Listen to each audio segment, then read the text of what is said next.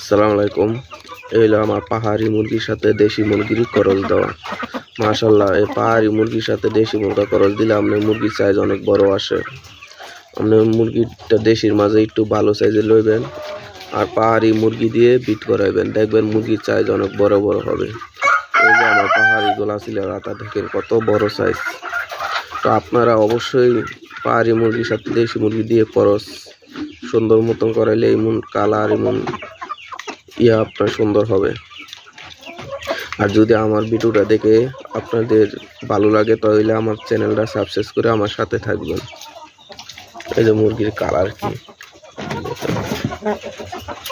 মাশাআল্লাহ, দেখেন মুরগির কালার।